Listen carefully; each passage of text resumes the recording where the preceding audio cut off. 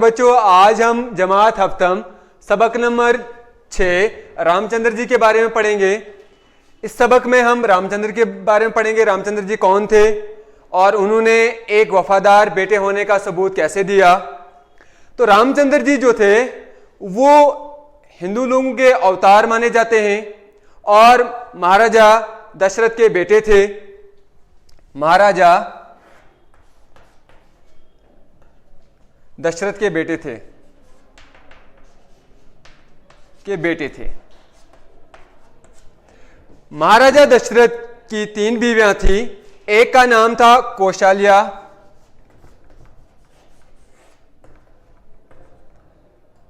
एक का नाम था केकी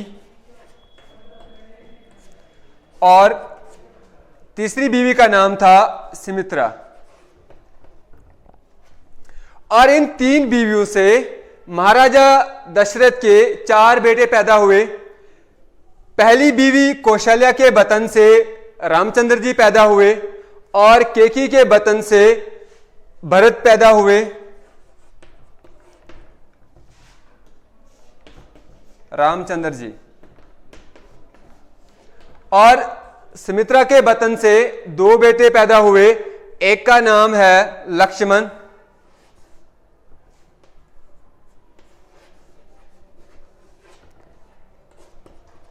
और दूसरे का नाम है शत्रुघ्न।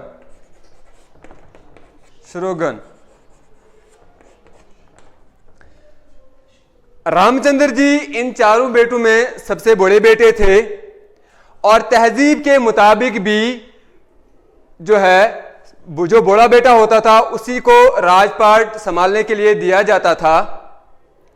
और महाराजा दशरथ भी चाहते थे कि मेरी वफात के बाद जो मेरा राजपाट है वो रामचंद्र जी ही संभालेंगे।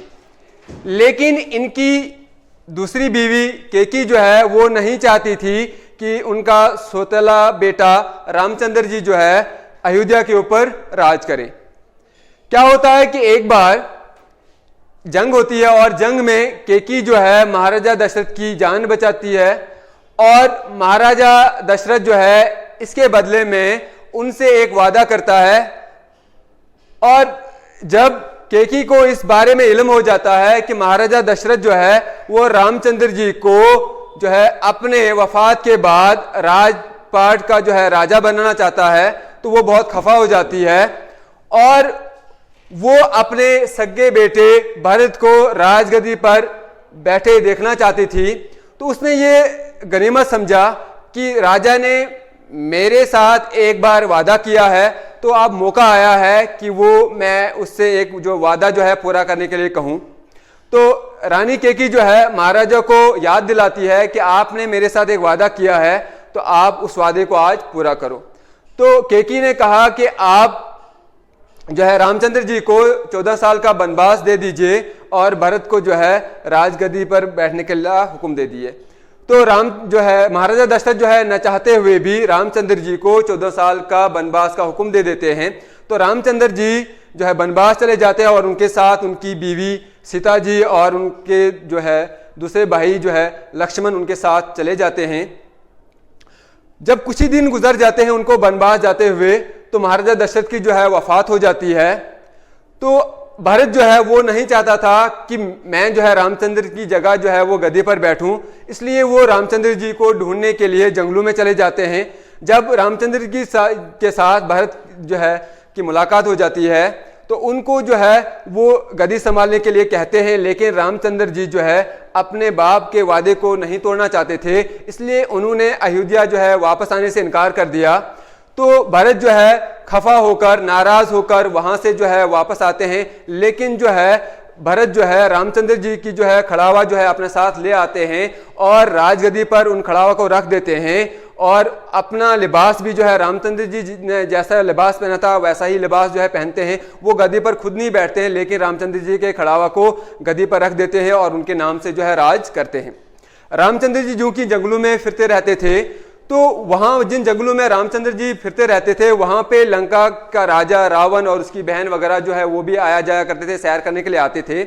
तो रामचंद्र जी को देखकर जो रावण की बहन जो थी रूप जो रूपनगा जो थी वो उसके जो है उसके ऊपर फिदा हो गई और उसके दिल में उसके लिए मोहब्बत घर कर गई।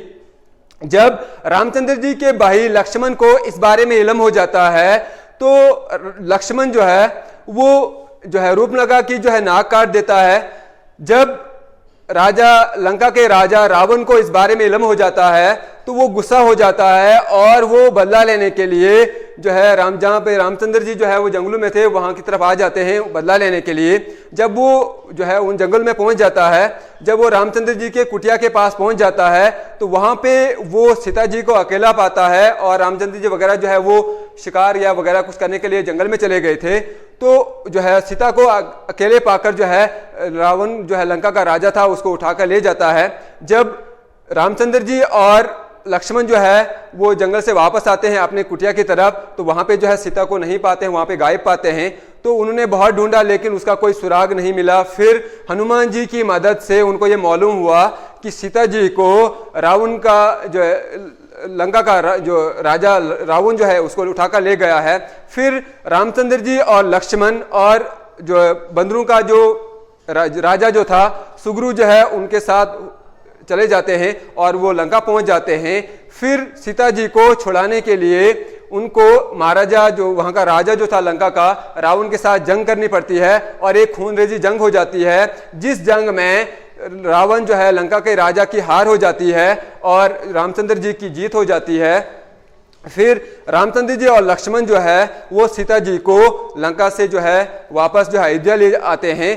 तो जब वो अयोध्या पहुंच जाते हैं तो अयोध्या में उनकी वापसी पर लोग जो है बहुत खुश हो जाते हैं। वो रूपमाला जो है कि जो वो क्या करते हैं ये जश्न मनाते हैं।